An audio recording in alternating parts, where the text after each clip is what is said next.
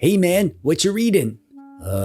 It's a story about a guy who's reading a book on his new e-reader and he doesn't want to be bothered while he does it because it's his day off and he'd really just like to enjoy reading without being interrupted for nothing. That sounds like a boring book. Yeah, it is. I'm 600 pages in and nothing's happened yet. Wow, why would you keep reading that? Because if I quit now, the book wins. The book doesn't know you're reading it though. That's what it wants you to think.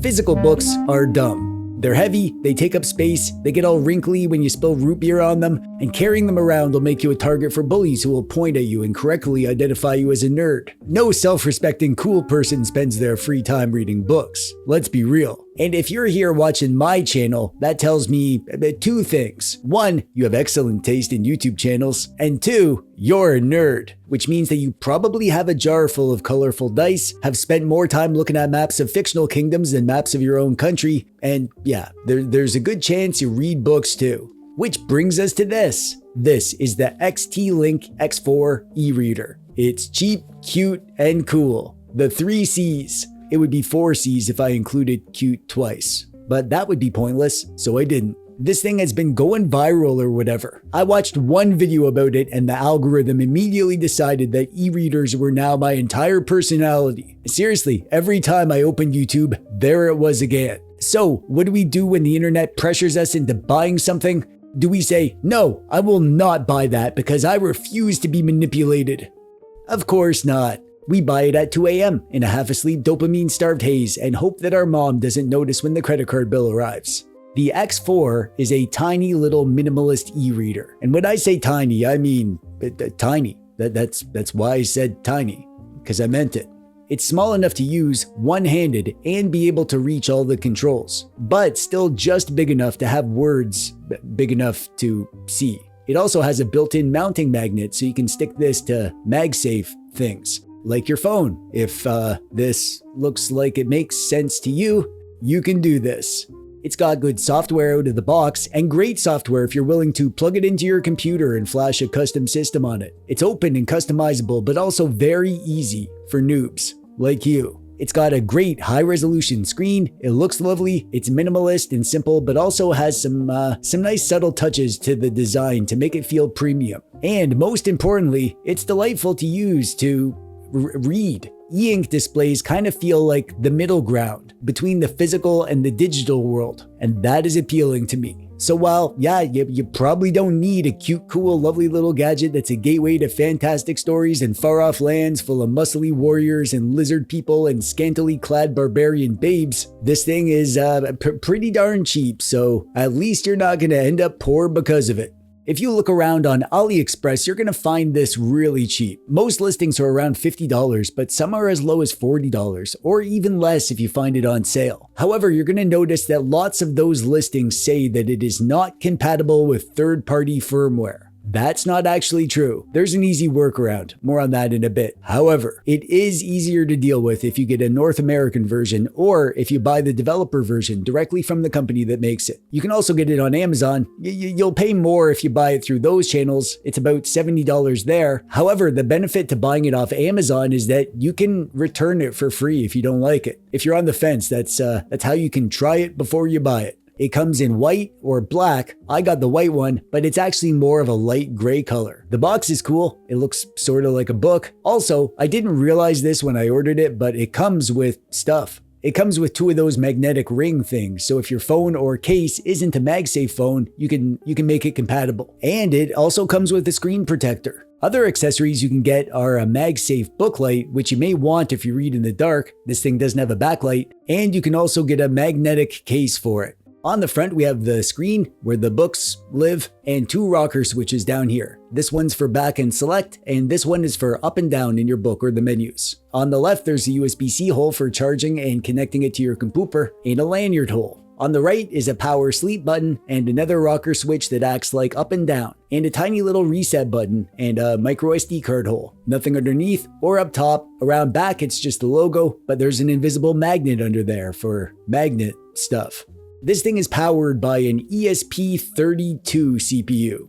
whatever that is. The website says it comes with a 16 gigabyte SD card, however, mine came with 32 gigabytes. The screen is 4.3 inches, 220 ppi. It also has 2.4 gigahertz Wi-Fi and apparently Bluetooth, although I have no idea what the Bluetooth is for. It has a 650 milliamp hour battery that supposedly lasts 14 days of normal use. It's this big and it weighs this much. It's hard to show on camera, but this thing looks and feels absolutely fantastic. It's light, but it feels perfectly balanced. The materials feel super premium, and the buttons have a nice, satisfying click to them. Everything has this clean, simple, almost brutalist design aesthetic. It looks like something a Swedish industrial designer would make. Maybe it was, I don't know. Now, in the marketing, they show off the magnetic part of this a lot. Apparently, you're supposed to stick this to your phone and use it as a backwards phone book machine. I think that's dumb. I mean, first of all, it looks dumb. And second, I mean, if it's attached to your phone, you're still carrying your phone around. The whole point of this thing, the coolest part, is that it's not your phone. The X4 is a standalone little book doodad. Toss it in a pocket, you got your books, and hopefully you'll actually read them instead of accidentally opening YouTube and losing an hour of your life. And it is so thin and light. This thing is probably amazing for pocketability. Let's check in with my pocket test guy. Sure thing, TechDweeb. And thanks for not calling me a temp anymore. Of course, you're not a temp. You're full-time now. Actually, speaking of that, I was talking with HR and I have some good news. We created a special title just for you. You're not just a pocket test guy anymore. You are now our official Tiny Electronics Mobility Professional. Oh wow, I've always wanted a professional title. Yeah, I know. I had a feeling you'd like that. Anyways, go do the pocket test while I make you a little name tag. Okay, so the Xteink X4 is super thin and light, and wait a sec. Are you kidding me? This thing is incredible in the pocket. It's barely even there. You could fit this thing in just about any size pocket. I'm doing it. I'm giving this a 10 out of 10 for pocketability, plus the Pocket Test Guy Award for maximum pocket power. What a little champ. Thanks, buddy. And look, your new name tag. What do you think? Oh, nice. Yeah, this looks great. I'll just pop that on right here. There we go. Yeah, that looks real good. I do feel pretty professional. Yeah, totally professional.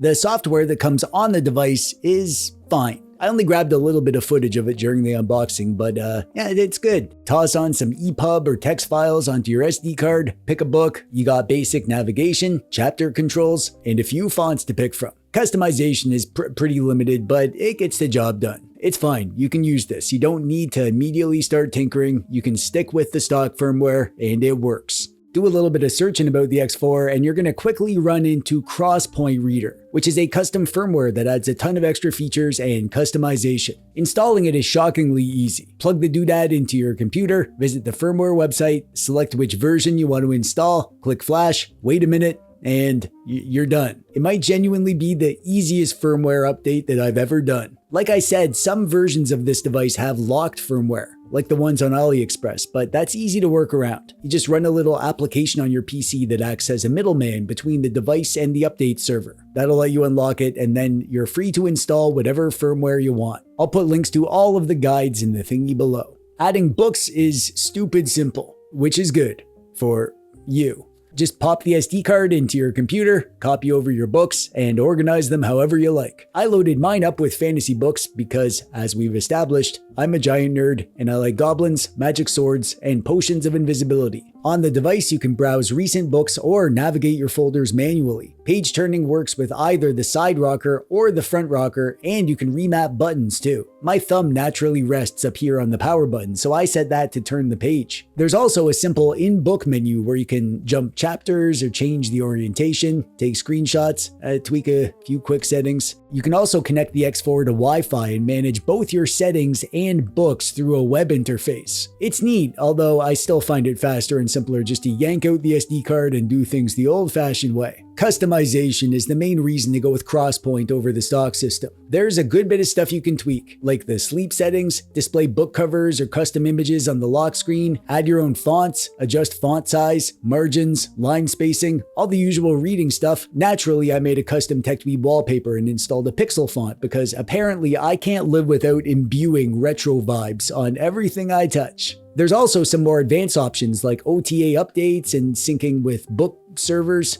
if you're the sort of person who has a book server. And that's basically it. It's not trying to reinvent reading. It's just a simple system with a lot of useful customization, which is good because, I mean, we're not here to tinker with the device. We're here to read books, and it does that really, really well. I have been a lover of dumb pulp fantasy fiction for as long as I've been a dweeb, which is forever. There's a decent chance that all the paperback fantasy novels I devoured as a kid are what turned me into the old man dweeb I am today. I like all sorts of fantasy books, but lately my reading has been a lot more retro. Swords, wizards, barbarian dudes named things like Gore Thrak, the kind of books that I would have loved as a bored kid. It's kind of like retro gaming, you know? Sometimes I need a big RPG with a rich story. Other times I need to smash skeletons in Golden Axe. Also, did you know that there's a Golden Axe novel?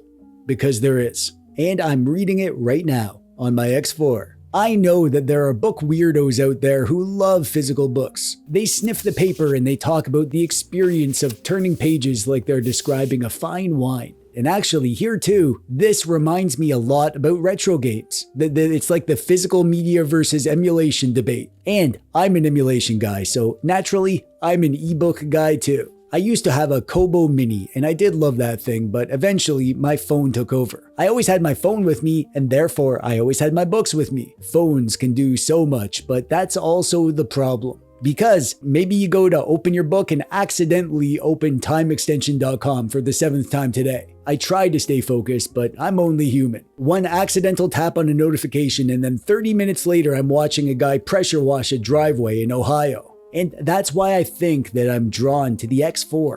The more online and connected that my life becomes, the more I like the idea of reading on a device that isn't connected to everything else. Like most e-readers, the X4 is like a digital detox machine. It does one thing. It is used to read ebooks, and it looks like this. Honestly, based on those two facts alone, you probably already know whether or not this thing is for you. I originally bought it because it looked cute and I thought it would make a fun video, but I was also prepared for the possibility that this would push me back towards having a dedicated e-reader. And it did. I've only had it for about a week, so we'll see how I feel long term, but so far, I have loved having a dedicated reading device again. It's neat, and it's cute, and it's cool, and every time I see it sitting on my desk, it makes me want to pick it up and continue my book. It's actually kind of like getting a new retro handheld. The games are the same games that you had access to for years, but somehow a new doodad makes you actually want to play them. The X4 does that for reading, for me. I really like the X4, but it's a lifestyle device. And if your lifestyle calls for something like this, you'll probably like it too. I'll have a link to this in the thingy below.